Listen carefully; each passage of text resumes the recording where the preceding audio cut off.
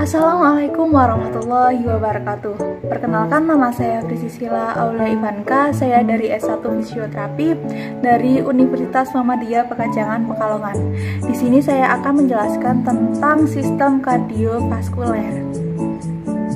Nah, pada kali ini di sini saya memiliki gambar dari anatomi jantung. Nah, di sini memiliki nomor-nomor dan saya akan menyebutkan apa saja dari anatomi jantung ini. Nah, yang nomor 1 itu ada arteri pulmonalis, lalu yang kedua itu ada aorta, yang ketiga itu ada vena cava superior, lalu yang keempat itu ada arteri pulmonalis dextra, lalu yang kelima itu ada vena pulmonalis dextra, lalu yang bagian keenam, yang nomor 6 ini ada atrium dextra, lalu yang nomor 7 itu ada katup aorta, lalu yang ke-8 itu ada katup tricuspidalis, lalu yang nomor 9 itu ada vena cava inferior, lalu yang ke-10 itu ada aorta inferior, lalu yang ke-11 itu ada ventricle dextra, lalu yang ke-12 di sini itu ada myocard, lalu yang ke-13 itu ada ventricle sinistra, lalu pada 14 itu bagian sini itu ada katup tricuspidalis, lalu yang ke-15 nomor 15 itu ada katup aorta, lalu yang ke-16 itu ada atrium sinistra, lalu ke-17 itu ada vena pulmonalis sinistra, lalu yang ke-18 itu bagian yang biru sini itu ada arteri pulmonalis sinistra, lalu yang terakhir itu yang ke-19 itu yang hijau ini itu ada arteri koronaria.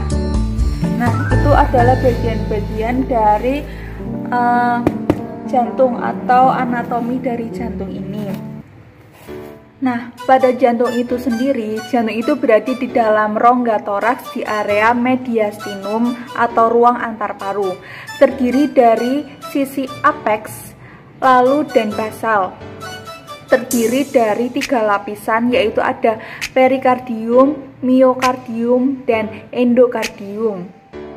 Nah, fungsi jantung sendiri itu sebagai pompa ganda agar terjadi aliran dalam pembuluh darah yang disebabkan adanya pergantian antara kontraksi dan relaksasi. Nah, jantung juga memiliki ruang atau bisa disebut dengan ruang jantung. Jantung itu terdiri dari 4 ruang. 2 ruang yang berdinding tipis yang disebut atrium atau serambi. Serambi kanan dan juga ada serambi kiri. Dan juga ada 2 ruang yang berdinding tebal yang disebut ventricle atau bilik, yaitu bilik kanan maupun bilik kiri. Nah, di dalam tubuh itu juga terjadi peredaran darah. Dalam sistem peredaran darah pada manusia itu dapat dibagi menjadi 2 bagian, yaitu peredaran darah paru-paru dan peredaran darah sistemik. Karena 2 sistem peredaran darah ini, sistem peredaran darah pada manusia disebut dengan sistem peredaran darah ganda. Nah, ada pula syaraf yang mempersyarafi jantung. Jantung itu dipengaruhi syaraf otonom yang berasal dari medula oblongata, yaitu simpatis dan parasimpatis. Stimulasi syaraf parasimpatik itu mengurangi denyut jantung, sedangkan stimulasi syaraf simpatik itu meningkatkan denyut jantung. Sifat dari otot jantung itu sendiri, di dalam otot jantung terdapat jaringan khusus yang menghantarkan aliran listrik. Jaringan tersebut mempunyai sifat khusus, yaitu otomatis atau menimbulkan impuls atau rangsang secara spontan, lalu ritmis itu pembentukan rangsangan yang teratur, daya konduksi itu kemampuan untuk menghantarkan, dan daya rangsang itu kemampuan bereaksi terhadap rangsang. Nah, itulah penjelasan dari saya. Apabila saya ada kekurangan, saya mohon maaf. Wassalamualaikum warahmatullahi wabarakatuh.